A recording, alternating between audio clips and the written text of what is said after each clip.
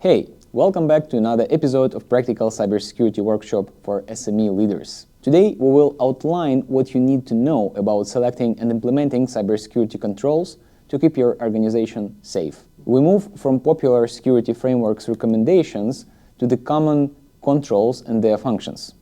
We'll provide tips on successful implementation as well as the benefits of these controls. Finally, we will wrap up with a summary of what we discussed and why it is so important for businesses to have a good understanding of cybersecurity controls. When it comes to choosing information security controls, there are many options available. Most widely used security frameworks such as NIST 800-53 or CIS Top 20 Critical Security Controls, as well as ISO 27000, offering a solid list of recommended information security controls to be implemented.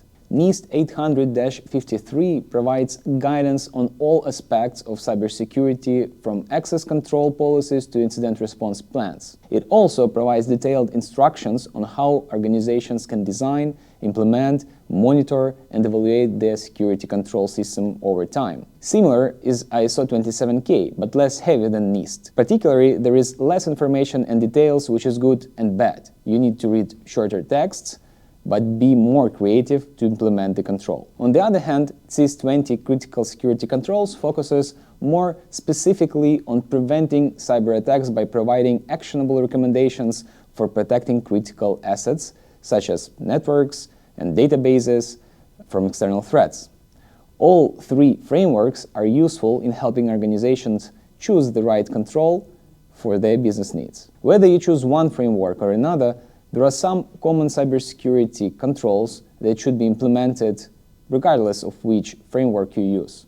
These include network segmentation, patch management, encryption-decryption tools, anti-malware protection software, intrusion detection and prevention systems, authentication and authorization mechanisms such as two-factor authentication, application whitelisting, blacklisting tools, virtual private networks, identity access management solutions, log monitoring systems, etc.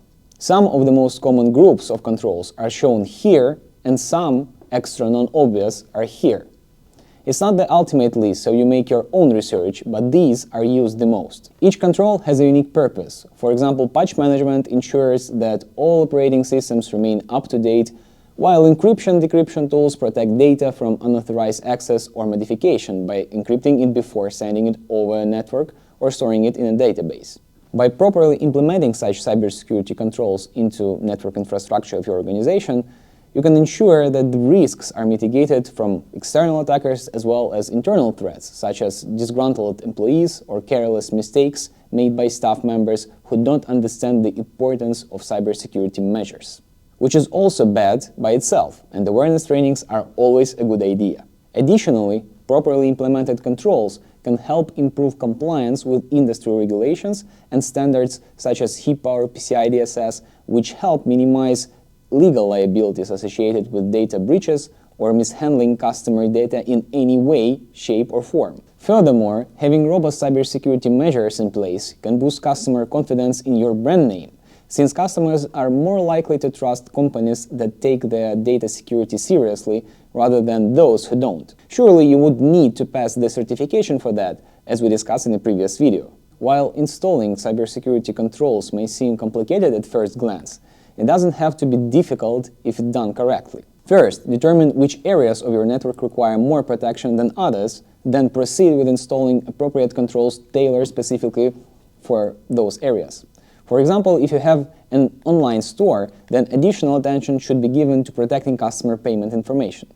It's always important to test out new implementations before rolling them out across the entire network. Additionally, make sure all staff members involved in managing these IT systems are adequately trained so they understand why certain measures need to be taken and how they should go about doing so. Having strong cybersecurity measures in place is essential for ensuring the safety of your business-sensitive data.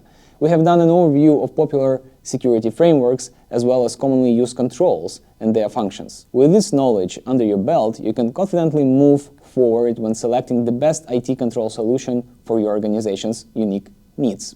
You can download a completely free cybersecurity textbook where much more details on how to implement different groups of cybersecurity controls with practical examples are available for your use. The link to the textbook is in the description for this video. Don't miss a chance to get one for free.